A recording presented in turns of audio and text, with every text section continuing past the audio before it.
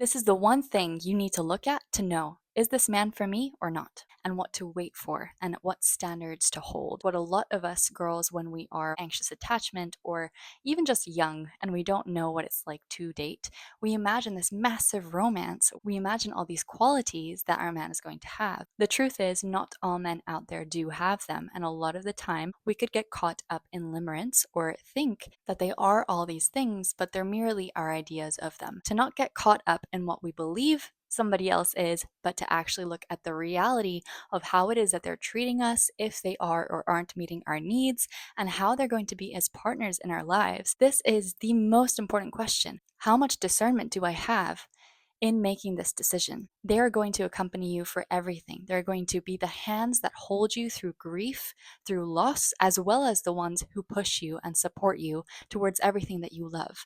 They're either going to be the person who's smiling with you and laughing with you or causing you to laugh for reasons that you can share, or they're going to be laughing at you or being scornful or being cynical, none of which is healthy, where both of you can thrive and grow and be your best selves. So if you also want to know how to be that woman who can thrive alongside a man and build him up, you need to first find a man who has these qualities, and it'll be a lot more effortless for you both.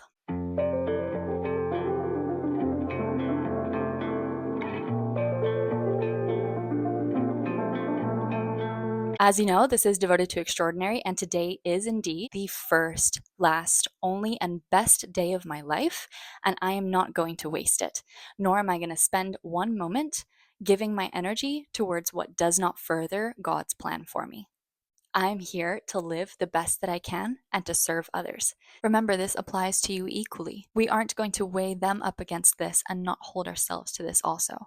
Treat others as you would like to be treated. Of course, the golden rule comes first. Love is the greatest gift. Though I speak with the tongues of men and of angels and have not charity, I am become as sounding brass or a tinkling cymbal. And though I have the gift of prophecy and understand all mysteries and all knowledge, and though I have all faith so that I could remove mountains and have not charity, I am nothing. And though I bestow all my goods to feed the poor, and though I give my body to be burned and have not charity, it profiteth me nothing. Charity suffereth long and is kind. Charity envieth not. Charity vaunteth not itself, is not puffed up, doth not behave itself unseemly, seeketh not her own, is not easily provoked, thinketh no evil, rejoiceth not in iniquity, but rejoiceth in the truth, beareth all things, believeth all things, hopeth all things, endureth all things. Charity never faileth. But whether there be prophecies, they shall fail. Whether there be tongues, they shall cease. Whether there be knowledge, it shall vanish away.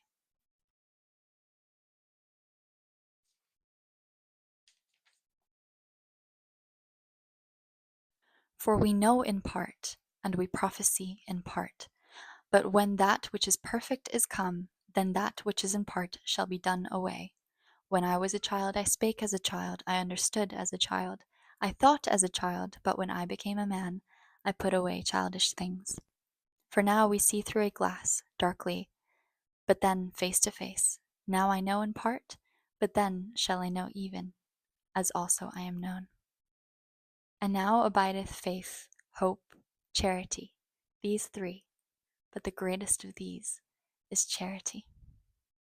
We want to know, is this man capable of suffering long? Marriage, more than anything, is the kind of love that will endure a long life together.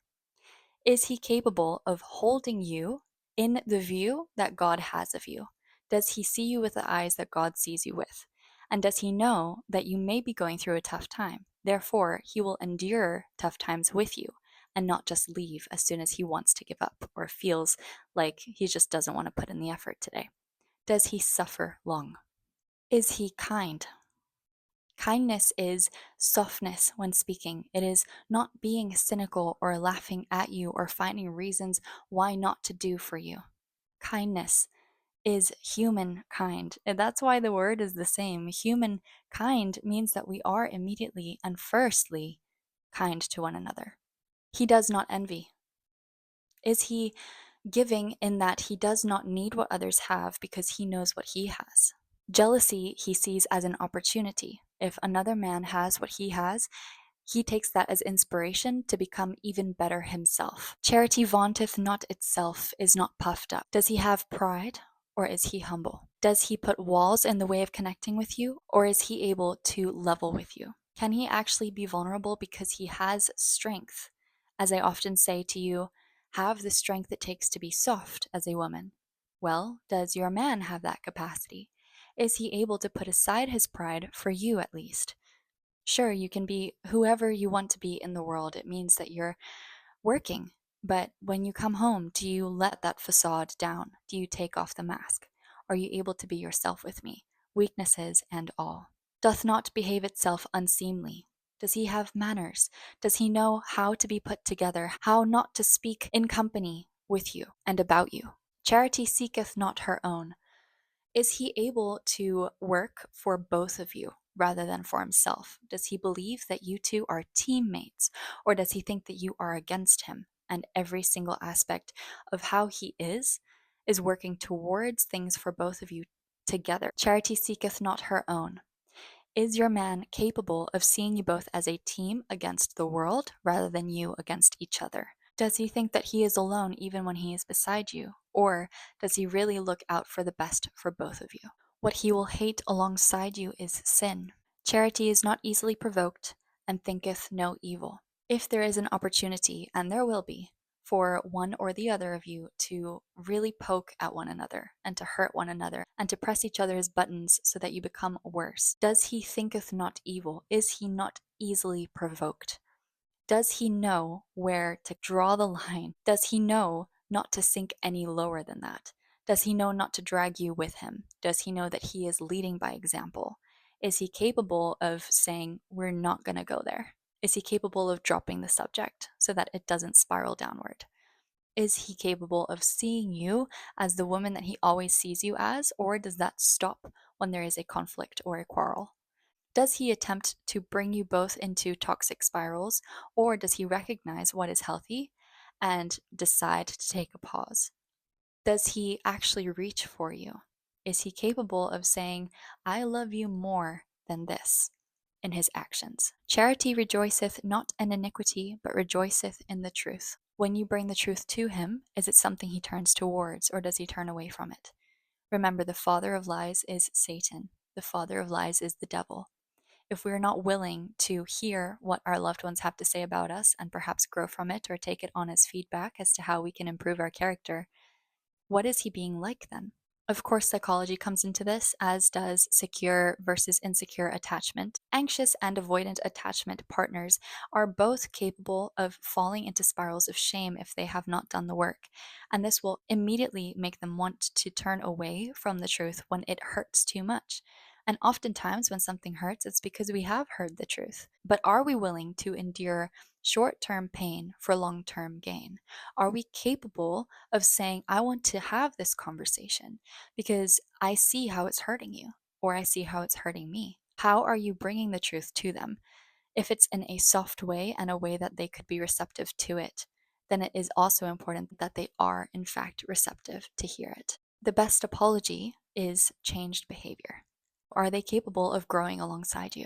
Charity beareth all things, believeth all things, hopeth all things, endureth all things. Are we capable of working towards what we know exists due to our faith in our love? Or do we think that fear has to win because we give up way too early? This is why the discernment process is so imperative. You do not want to work towards a love where either partner does not have the qualities to make love work in the long run. You want to assess first, does he have these qualities? And then when you make the commitment of marriage, you will endure this love. Beareth all things is very much the same. We are capable of carrying what may not be ours, but perhaps they cannot see it right now, and they will. And I'll bring it to them another time, and again, and together. And I'll take your things today, and maybe another day you'll take my bags. But together, this burden will eventually be able to be put down. We'll feel stronger because we carried it together. Believeth all things, hopeth all things. This is faith. Being able to paint the picture of a life that we both desire is to believe And then to act in that desire is to hope for it. Together, believing and hoping, seeing and walking towards the desired life together. Charity never faileth. It never fails. If we love each other enough, well, and even more than that, because that is what Christ is, our source of everlasting love, we can pray and we can get even more of it. It is not something that ever runs out. Charity never faileth. Is he the kind of man who holds love, the vision of love, the capacity of love in every single one of his extremities, in his heart and in his mind, in his fingers and in his toes? Is he capable of continuously, every single day, acting towards both of your betterment because that is how God sees you, or not? Is your man of a character that will absolutely hold faith, hope, and charity together? Can he see love in everything, especially when it's hard? That is what determines character. Anyone can be good when it's easy. What are they like when it's difficult? Here's what your man will not be like. He will not manipulate you, gaslight you, isolate you, laugh at you, be cynical, or abuse you in any kind of way. He will feel safe. He will be like a haven. When you come towards him, you will be able to open up, not the opposite. You will be safe, mind, body, heart, and spirit. He will not hold wrongdoing against you. He will easily be able to forgive because he knows your heart. He will walk in mercy and grace with you. If there are any offenses and if he ever struggles, he will pray to God about it. He will leave them to God and he will come back to you. He will not be constantly offended. He will not find reasons for why you may be less than him. He will constantly know that he also is worthy because he is a son of God and you a daughter. He will not raise his voice at you. He will be respectful and not easily angered.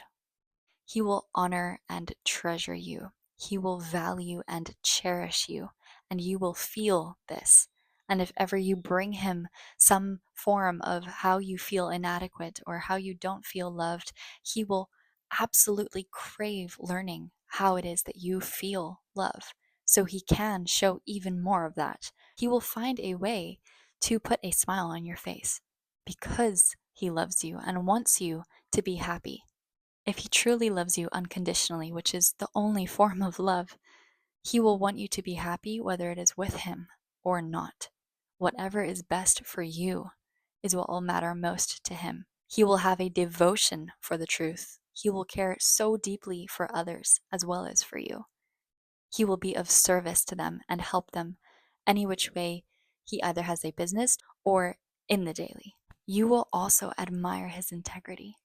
You will find him inspiring. What he says is what he does. He's reliable and trustworthy. If he does something that is noteworthy or something that is admirable, he doesn't display it so that everyone else applauds for him. He is happy knowing that God knows what he's done. And if anyone ever thanks him for it, he most likely says thanks to God for it first. He does not boast.